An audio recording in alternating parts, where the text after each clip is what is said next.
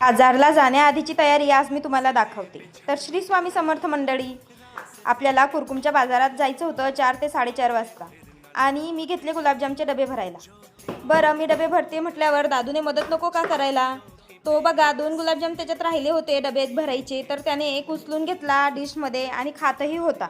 त्याला इतके गुलाबजाम आवडतात ना, तो दिवसातून 2 किंवा 3 तर खातच असेल आणि त्याच्या चेहऱ्याचे एक्सप्रेशनवरून तुम्हाला कळत असेल की तो किती मजा घेऊ घेऊ खातोय।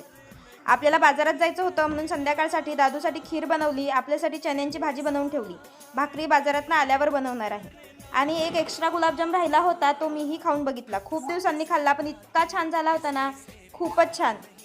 भरलेले डबे आपल्याला ह्या टिपामध्ये ठेवायचे होते। ह्याने काय होतं, बाजारात जाईपर्यंत ते सांडत नाही आणि एका जागी व्यवस्थित राहतात। बरं, आपण हे डबे भरता भरता यूट्यूबवर लाईव्ह आलेलो। तुम्हाला कळत नसेल तर तुम्ही अजूनही आपल्या चॅनलला सबस्क्राईब केलेलं नाही, म्हणून लगेच जाऊन चॅनलला सबस्क्राईब करून घ्या। हे तयारी झाली आणि पोहोचलो मग आम्ही कुरकुमच्या बाजारामध्ये। नेहमीप्रमाणे आपलं दुकान लावून घेत होतो आणि दादू आपल्याला मदत करत होता। आणि आमच्या शेजारच्या ताईंनी द्राक्ष आणलेली विकायला आणि शेजारीच द्राक्ष असल्यामुळे दादूची खूपच मज्जा झालेली। जायचा लगेच त्याच्यात हात घालून द्राक्ष घेऊन यायचा आणि खायचा। खूपच मजा केली त्याने। 1-2 गिऱ्हाईक आमच्या अहोंनी पण केलं। त्यानंतर बाजार भरत होता। संध्याकाळी 6 वाजले तरीही एवढा उजेड होता आणि ह्या 2 आपल्या सबस्क्रायबर ताई आपल्याला भेटायला आलेल्या। थँक्यू ताई, भारी वाटलं तुम्ही भेटायला आल्या आणि असंच जर तुम्ही प्रेम देत राहिले ना, तर मी अजून छान छान काम करत राहील।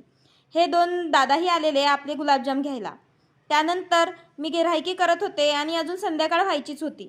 बाहेर मागं बघा माझ्या किती सुंदर वातावरण दिसतंय।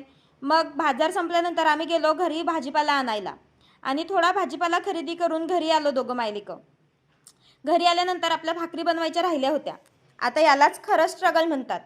म्हणजे आपण बाजारातून आलो, कितीही थकलेलो असलो तरी आपल्याला काही ना काही बनवून खावंच लागणार आहे। म्हणून मी भाजी आणि दादूसाठी खाणं दुपारी बनवून जाते आणि चपात्या किंवा भाकरी तिकडनं आल्यावर बनवते। आता कसंही असलं तरी आपल्या व्यवसायासाठी आपल्याला हे स्ट्रगल करावंच लागणार आहे आणि स्वतःच्या स्वप्नांसाठी एवढं तरी तुम्ही केलंच पाहिजे असं मला पर्सनली वाटतं। बाकी तुम्हाला काय वाटतं याबद्दल हेही मला कमेंट करून सांगा। आपल्या भाकरी शेकून झाल्या होत्या, मग घेतला आम्ही जेवण करायला।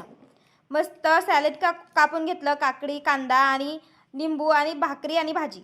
जेवण केलं आणि नेहमीचंच आपलं भांडे घासायचे, पसारा आवरायचा। चला आता मी माझा व्हिडिओ इथेच एंड करते। तुम्ही व्हिडिओला लाईक, चॅनलला सबस्क्राईब करा। Bye bye.